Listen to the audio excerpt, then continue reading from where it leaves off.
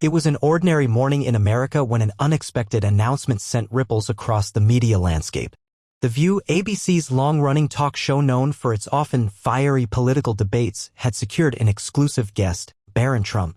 At just 18 years old, Barron had spent most of his life out of the limelight, shielded from public scrutiny by his famous parents. Unlike his outspoken father, former President Donald Trump, Barron had remained a mystery, a towering figure of quiet presence. But that was about to change.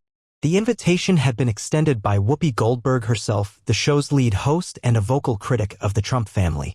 Some speculated it was a trap, an attempt to put Barron on the defensive to provoke a reaction that could be twisted against him. Others believed Whoopi genuinely wanted to challenge the young Trump in an open debate. Either way, the country was watching. As the date of the interview approached, the media went into a frenzy.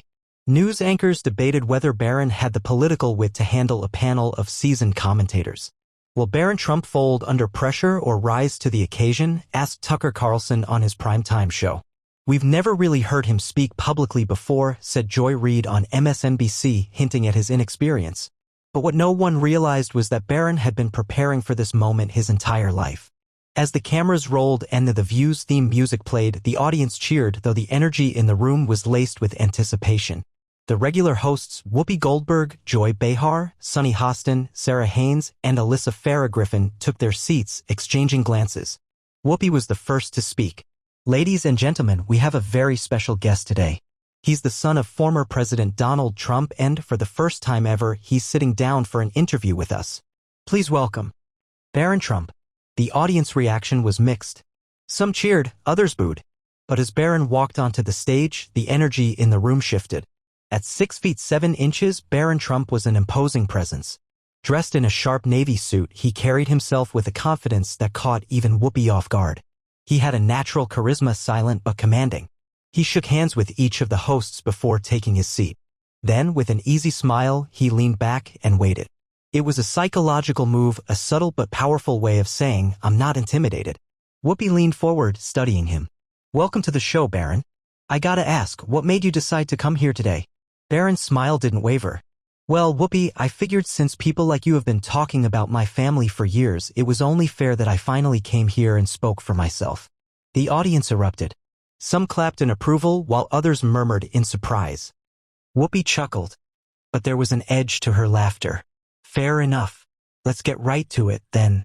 You've grown up in wealth and privilege, and some would say that gives you a pretty limited perspective on real issues. Do you think you really understand what the average American goes through?" Barron tilted his head slightly, as if amused by the question. "You know, Whoopi, that's interesting because I was just about to ask you the same thing." The room fell silent. Even Whoopi blinked in surprise. Barron continued, "You've been famous for decades. You've lived in multimillion-dollar homes. You have private security, drivers, and assistants. So, tell me, how exactly do you understand what the average American goes through?" The camera cut to Joy Behar, who shifted uncomfortably. Sunny Hostin cleared her throat, while Sarah Haynes hid a smirk. The audience erupted into cheers and gasps. No one had ever turned the question back on Whoopi like that. For the first time in The View's history, Whoopi Goldberg was speechless. The tension in The View studio was palpable. Whoopi Goldberg, a seasoned host known for her sharp comebacks, sat momentarily stunned. Barron Trump had just flipped her own question back at her with a level of composure that no one had expected. The audience reaction was mixed. Some cheered Barron's confidence. Others murmured in shock. But one thing was clear. This wasn't going to be an easy interview for The View's panel. Whoopi recovered quickly, laughing as she adjusted in her chair. Okay, I see what you did there. But let's be real, Barron. You come from a family that's been accused of being out of touch with everyday Americans. How do you respond to that?" Barron's blue eyes remained steady as he responded, his voice calm and measured. "First of all, I think it's interesting that you assume wealth means a lack of understanding. My father was a businessman long before he was president.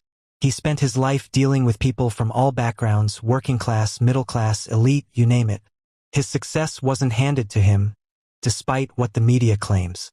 And as for me, I grew up seeing both privilege and responsibility. Just because I was raised with resources doesn't mean I lack awareness of what people go through.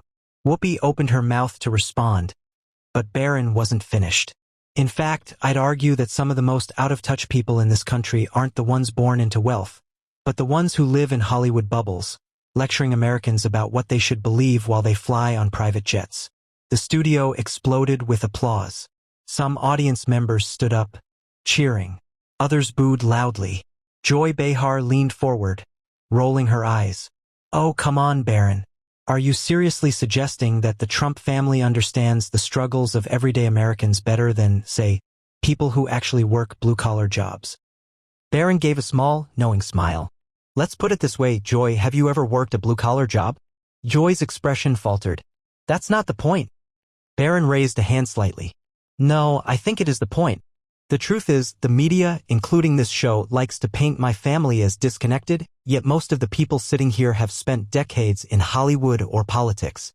You claim to speak for the working class, but when's the last time any of you actually spent time with them? Or better yet, had your careers depend on their support? Joy Behar's lips pursed. Whoopi crossed her arms. Sarah Haynes glanced sideways at Sunny Hostin, who shifted uncomfortably. For the second time in 5 minutes, the View's co-hosts found themselves at a loss for words. Whoopi wasn't about to let a teenager run circles around her. She leaned forward, her voice firm. Okay, Barron, let's talk about something more serious. Your father's presidency was one of the most divisive in American history. Do you really believe he was good for this country? Barron didn't hesitate. Absolutely. And history will prove it. Whoopi scoffed. History? Are you kidding me? His presidency divided this nation like never before. He's been accused of inciting violence, attacking the free press, and... Barron interrupted smoothly. So has every president who actually changed the country. Whoopi blinked. Excuse me. Barron sat forward slightly, his voice steady. Abraham Lincoln was called a tyrant for abolishing slavery. FDR was accused of being a dictator for expanding government programs. Ronald Reagan was mocked for his economic policies before they worked. Strong leaders get criticized, especially when they refuse to play by the establishment's rules. A murmur spread through the audience. Even some of the View's usual liberal crowd seemed to be considering his point. Joy Behar tried to cut in. That's a ridiculous comparison. Barron turned to her. Is it? Or is it just uncomfortable to admit that history isn't always written by the loudest critics of the moment? The studio fell silent once again. Sunny Hostin, who had been mostly quiet up until now, finally spoke. You're very well spoken, Barron, I'll give you that. But let's address the elephant in the room. Your father has been accused of corruption, lies, and abuse of power. How do you justify supporting him?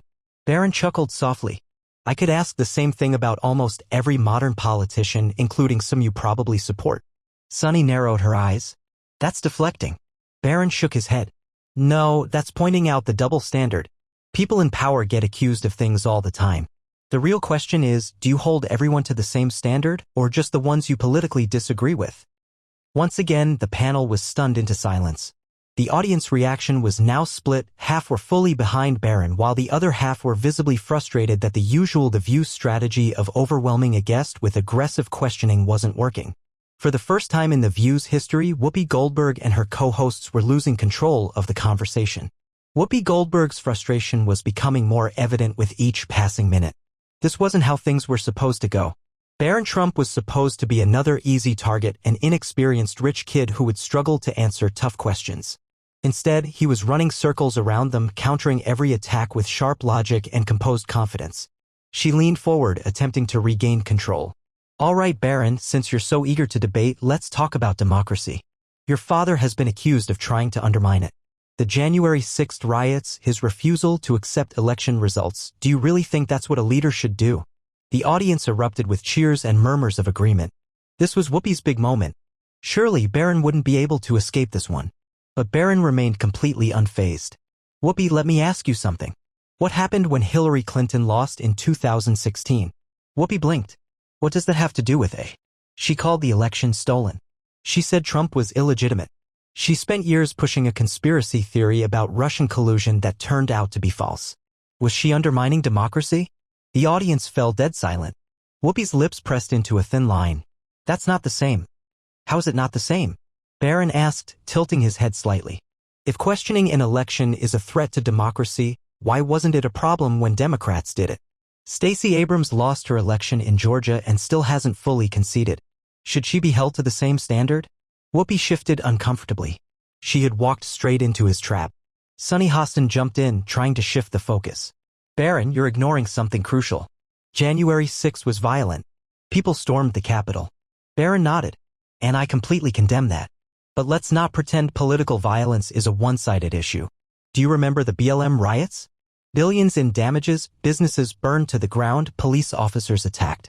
Politicians openly encouraged those protests, saying sometimes protests have to be uncomfortable. Did The View call that an attack on democracy? Sunny opened her mouth, then closed it. Barron leaned back. It's funny. When the left questions an election or protests violently, it's activism. When the right does it, it's insurrection. Maybe the real problem is hypocrisy. A murmur spread through the audience. Even some of The View's panelists looked uneasy. Joy Behar, looking visibly agitated, suddenly interjected. Why are we even giving you a platform?